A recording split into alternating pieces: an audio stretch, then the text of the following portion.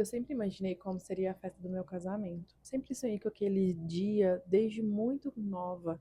E o grande dia enfim chegou. Mas no meu casamento, uma mulher estranha entrou pegada na mão de uma criança. Eu fiquei sem entender. Olhei para o meu esposo, perguntei que mulher que é essa. Ele também não sabia. Ficamos os dois sem entender o que aquela mulher fazia no meu casamento. Minha irmã chamava Helena.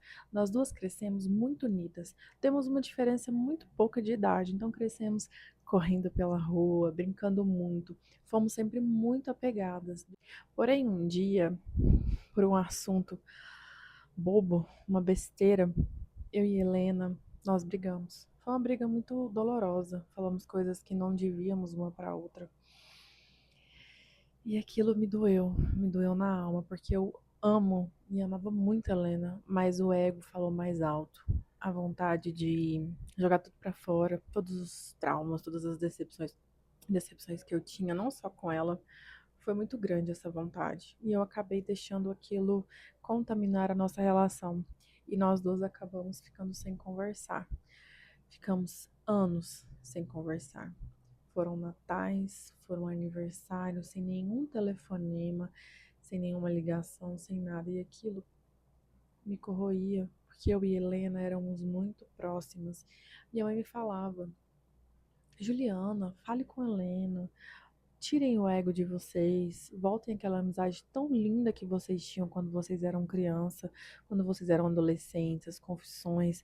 Volte a amá-la, volte a ter convivência com ela, porque amar, eu nunca deixei de amar. E todos falavam isso pra mim e também falavam com ela também. Só que o nosso orgulho foi muito mais forte. Achei que um dia uma de nós daria o braço a torcer, sabe? E ligaria. Achei que um dia eu ouviria uma mensagem dela, um áudio no WhatsApp.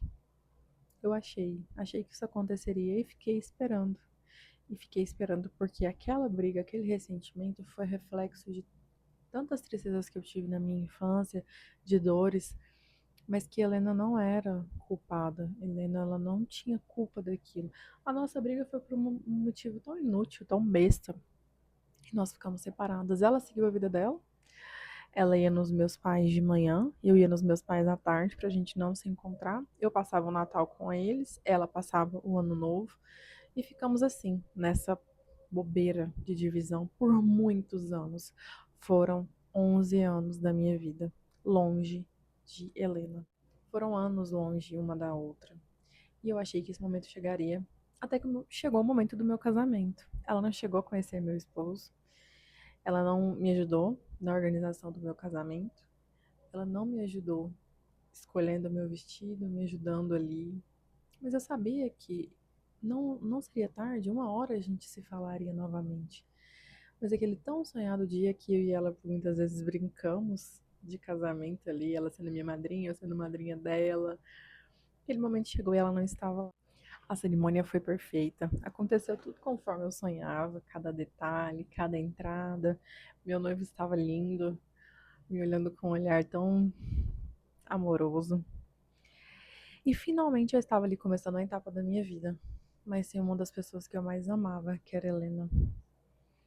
Mas eu segui vivendo aquele momento. Quando eu vi aquela mulher entrando na festa do meu casamento com aquela criança, meu mundo parou. Eu gelei e falei: quem que é essa mulher? Ela estava muito bem vestida, a criança também, era um menino, Lucas, o nome dele, que eu descobri depois. E ela me perguntou, chegou bem perto de mim e perguntou: você é irmã da Helena?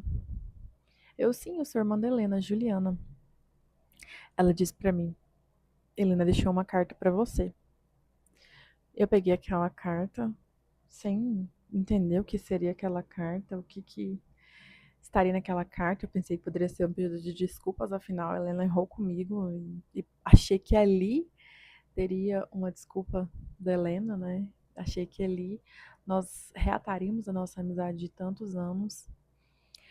Meu coração congelou. Eu peguei aquela carta e fiquei sem entender quando aquela mulher me entregou o que ela queria. E aí, quando eu comecei a ler, ela me interrompeu e disse: me perdoe, mas Helena faleceu. E ela pediu para eu trazer essa carta para você. Ela faleceu ontem. E eu não podia deixar de trazer essa carta para você hoje. meu mundo parou. O chão se abriu, parece que um buraco invadiu meu coração. E eu me veio um tanto de pensamentos que eu deveria ter ligado para Helena, que eu deveria ter dado o braço a torcer, e eu não entendi assim o que estava dizendo. Eu comecei a ler aquela carta e percebi de imediato que era a letra da Helena. Eu vi ali que era a letra dela, a letra que eu conhecia desde criança. Dizia naquela carta que se você está lendo essa carta é porque, infelizmente, Juliana, eu não tive tempo de fazer o que eu deveria. Eu não tive tempo de te ligar, eu deixei meu orgulho vencer. E ela ainda disse: e agora o meu tempo, Juliana, acabou. Eu tive câncer, estou lutando contra o câncer há alguns anos, porque já fazem mais de 10 anos que a gente brigou, e tem alguns anos que eu luto contra o câncer. Pedi, implorei para os meus pais não te contarem, Juliana. E aquela carta começou a me doer na alma. Por que que eu não estava com a Helena? Por que que eu não peguei na mão da Helena? Por que que eu não ajudei ela? Tudo por uma briga boba, sabe? E aquela carta continuou dizendo tantas coisas bonitas e eu lendo aquela carta, e eu continuei lendo aquela carta, a letra da Helena, minha irmã tão amada, as lágrimas pingavam na carta. E a carta dizia assim: Juliana, esse garoto é o meu filho, meu maior tesouro, minha maior alegria. Ele é Lucas. Lucas nasceu logo depois que a gente brigou, mas ele também é meu maior medo. Medo de quem vai cuidar dele, quem vai amá-lo, quem vai ensiná-lo. Apesar de tudo que aconteceu, aquela carta dizia que eu ainda era a pessoa que Helena mais confiava, que a minha irmã mais confiava. E ela dizia ali que ela não pensava em outra pessoa para ajudar com o Lucas a não ser eu. Eu olhei para Lucas e eu vi aquela criança, um olhar tão singelo, um olhar tão carinhoso. E ele sorriu quando eu falei: Oi, Lucas. Eu estava triste, eu estava aflita, eu estava sem um norte, porque o que eu ia fazer? Eu não tinha mais Helena comigo. O que eu ia fazer da minha vida? Eu perdi minha irmã.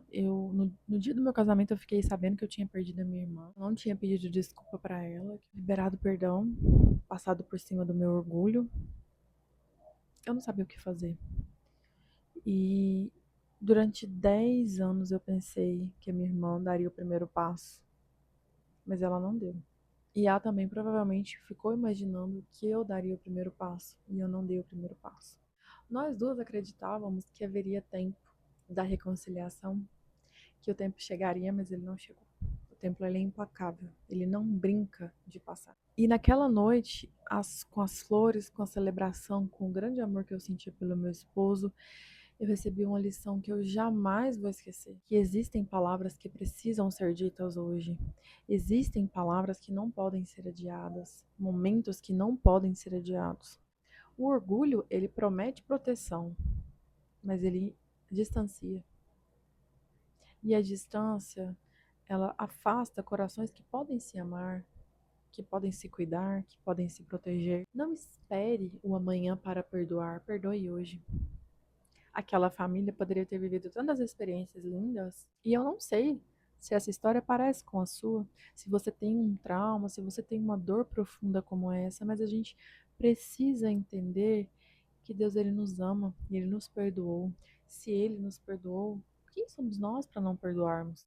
E essa foi a história de Juliana. Diga algo para a Juliana. E se você quer ter sua história contada aqui também, envie seu relato. Eu vou deixar o e-mail aqui na descrição desse vídeo. Se a sua história for pertinente, contarei aqui no canal também. E dela tiraremos uma linda lição de vida. E pode ter certeza que o seu anonimato ele vai ser resguardado. Você gostou desse novo formato? Eu acredito que trazendo histórias reais, trazendo vida e trazendo nome às histórias, a gente consegue aprender, a gente consegue extrair mais ensinamentos, a gente consegue contemplar o que pode acontecer diferente. Você gostou desse novo formato? Comenta aqui nos comentários também. Me conta, eu quero saber se você gostou desse novo formato da Luana em voz alta. Curta esse vídeo para o YouTube entender que esse vídeo foi interessante para você e envie ele, compartilhe com uma pessoa que também gosta de relatos de vida profundos, reais e verdadeiros. E não se esqueça de inscrever. A sua inscrição é muito importante para o crescimento desse canal. Então, se você quer sua história sendo contada aqui por mim, envie o seu relato para o e-mail que eu vou deixar na descrição desse vídeo. E até o próximo. Tchau!